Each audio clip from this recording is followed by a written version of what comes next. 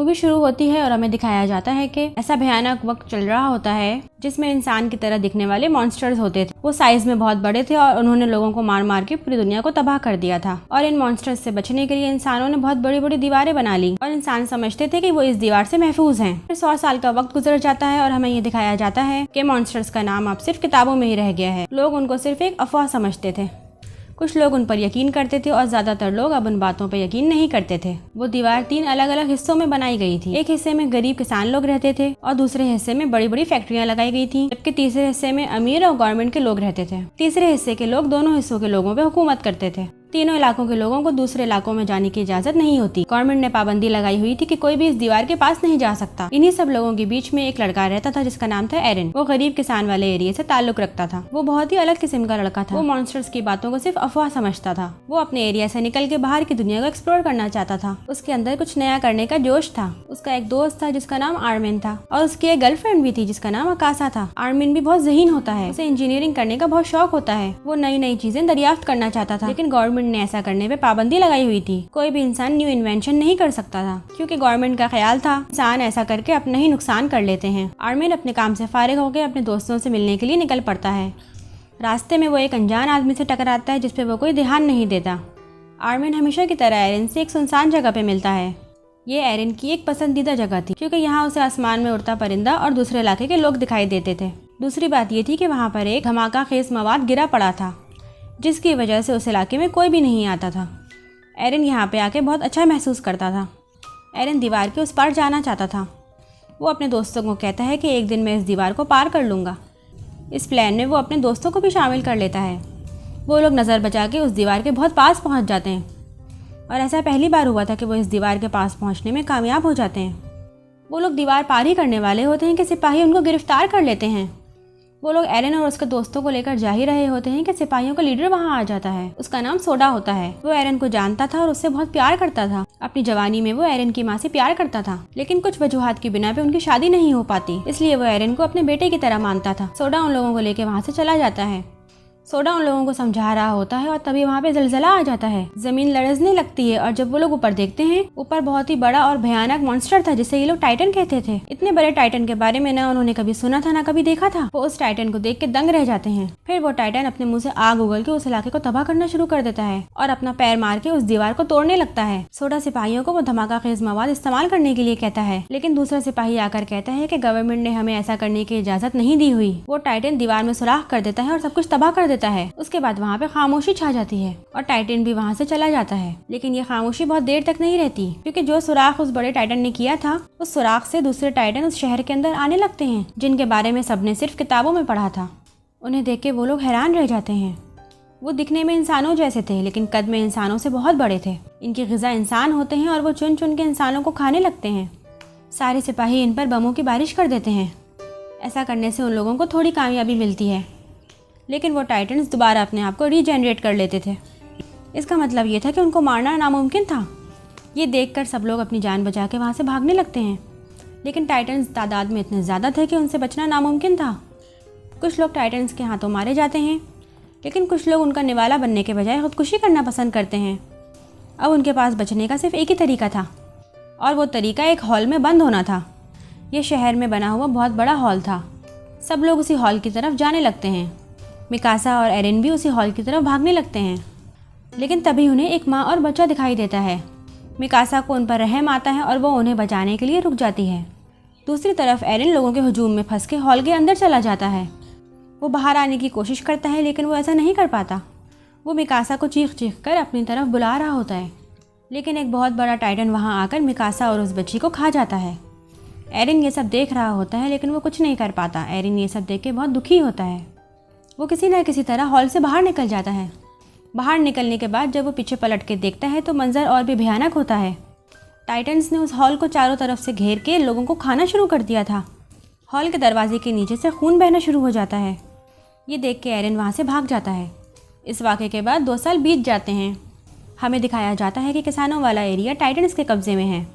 बाकी के दोनों इलाके उन दीवारों की बदौलत अभी भी महफूज थे। जो लोग किसानों वाले इलाके में टाइटन्स के हमलों से बच गए थे, उन्हें वहाँ से बचाकर दूसरे इलाकों में भेज दिया जाता है। अब क्योंकि टाइटन्स ने किसानों वाले इलाके पे कब्जा कर लिया था, इसलिए उनके पास खाने पीने की शदीद कमी थी। भूख की वजह से लोग मरने लगते हैं। ये सब देखकर वहाँ का कमांडर, जिसका नाम कोबाल होता है, फैसला करता है कि उन्हें किसानों वाला इलाका टाइटन्स के कब्जे से छुड़ाना होगा, वरना सब लोग भूख के हाथों मारे जाएंगे। वो 2 साल तक सिपाहियों को ट्रेन करता है। वो लोग उस दीवार की मरम्मत करने के लिए तैयार हो चुके होते हैं। उनका प्लान ये था कि ऊपर की दीवार को धमाका खेज मवाद से उड़ा देंगे, जिससे ऊपर का मलबा नीचे गिर जाएगा और दीवार का सुराख बंद हो जाएगा। क्योंकि वो दीवार बहुत ऊंची थी, इसलिए धमाके के बाद भी टाइटन्स उसे पार नहीं कर पाएंगे। उन सिपाहियों में एरेन और आर्मिन भी शामिल थे। एरेन 2 साल से यही महसूस कर रहा था कि वो मिकासा को नहीं बचा सका। मिकासा की मौत का वो टाइटन्स से बदला लेना चाहता था, इसीलिए वो सिपाही बन गया था। उसके बाद हथियार बनाने वाले डिपार्टमेंट की हेड उन्हें एक उड़ने वाले हथियार का इंट्रोडक्शन देती है, जो कि उन लोगों ने टाइटन्स को मारने के लिए बनाया था। उन्होंने ये बात पता लगा ली थी कि अगर वो लोग टाइटन्स की गर्दन पे मारेंगे तो टाइटन्स हमेशा के लिए मर जाएंगे और वो दोबारा से पैदा नहीं हो सकेंगे। और फिर वो लोग वहाँ से रात के अंधेरे में निकल पड़ते हैं। कुछ दूर जाने के बाद उन लोगों को आवाज़ें आती हैं, लेकिन आगे जाने पर उन्हें ये पता चलता है कि वो गाय है। फिर वो लोग आगे बढ़ते हैं तो उन्हें एक बच्चे की रोने की आवाज़ आती है। उन्हें ऐसा लगता है कि बच्चे को उनकी मदद की ज़रूरत है। एरेन और एक लड़की उस बच्चे की तरफ बढ़ते हैं। पास जाने पे पता चलता है कि वो टाइटन का बच्चा है। वो बच्चा उन्हें पकड़ने ही वाला होता है कि वो लोग पीछे हो जाते हैं। पकड़ने की कोशिश में वो बच्चा नीचे गिर जाता है और बहुत तेज़ रोने लगता है। बच्चे की आवाज़ सुन के सभी टाइटन्स उठ जाते हैं और उन लोगों को चारों तरफ से घेर लेते हैं। सिपाहियों का लीडर बुज़दिली का मुजाहरा करता है और सारे धमाका खेज मवाद वहाँ से लेके भाग जाता है। फिर सिपाहियों और टाइटन्स में लड़ाई शुरू हो जाती है, लेकिन ये बात वाज़ेह थी कि वो जितना भी लड़ लें टाइटन से नहीं जीत सकते। तभी वहाँ पे एक बंदा आता है, शिकिशिमा। शिकिशिमा टाइटन्स को मारने का माहिर था। उसके साथ एक लड़की भी दिखाई जाती है और ये कोई और नहीं, मिकासा थी। जी हाँ, मिकासा जिंदा थी। दरअसल टाइटन ने जब मिकासा को खाया था, तभी शिकिशिमा ने वहाँ आकर टाइटन को मारकर मिकासा को उसके अंदर से निकाल लिया था। उसके बाद से मिकासा शिकिशिमा के साथ रह के टाइटन्स को मारने की ट्रेनिंग ले रही थी। वो इस काम में बहुत माहिर भी हो चुकी थी। वो दोनों मिलकर बहुत से टाइटन्स को मार डालते हैं। फिर वो लोग उस दीवार पे पहुंचते हैं जिससे उन्हें गिराना था। मिकासा इसी दौरान ना एरेन से मिलती है ना बात करती है। उसका अब सिर्फ एक ही मकसद था और वो था टाइटन से बदला लेना, इसलिए वो एरेन से बात नहीं कर रही होती। एरेन सोचता है कि मिकासा शायद शिकिशिमा को पसंद करती है।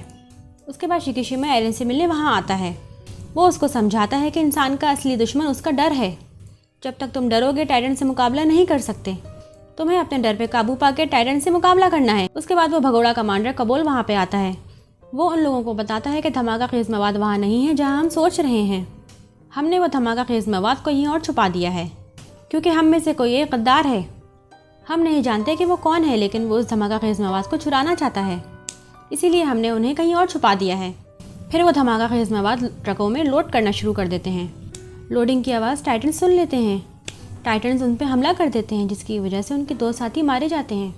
ये देखकर वहाँ अफरा तफरी मच जाती है, लेकिन उस भगोड़े कमांडर कबोल को अपने धमाका खेज मवाद की पड़ी होती है। लेकिन कोई उसका धमाका खेज मवाद लेके भाग जाता है।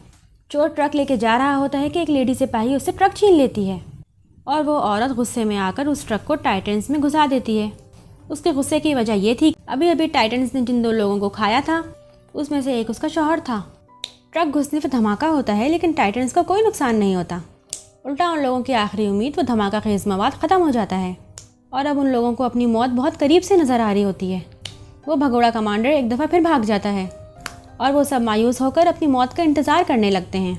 तभी एरेन को शिकिशिमा की वो डर वाली बात याद आती है, जिसके बाद वो पूरे जोश से उठता है और टाइटन से लड़ने के लिए तैयार हो जाता है। वो बहुत से टाइटन्स को मार डालता है, लेकिन इसी दौरान उसकी एक टांग ज़ाया हो जाती है। इसी दौरान एक टाइटन आर्मिन को पकड़ लेता है और उसे खाने ही वाला होता है। ये देख के एरेन को वही टाइम याद आ जाता है जब वो मिकासा को नहीं बचा सका था और वो कुछ ऐसा दोबारा नहीं होने देना चाहता था।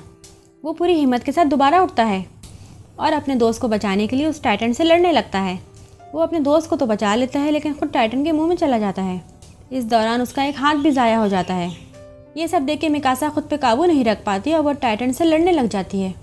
वो उड़ने वाले हथियार की मदद से उस पर हमला करती है, लेकिन बदकिस्मती से उसका हथियार ख़राब होकर टूट जाता है और जो टाइटन एरेन को खा चुका था वो अब मिकासा की तरफ बढ़ रहा था।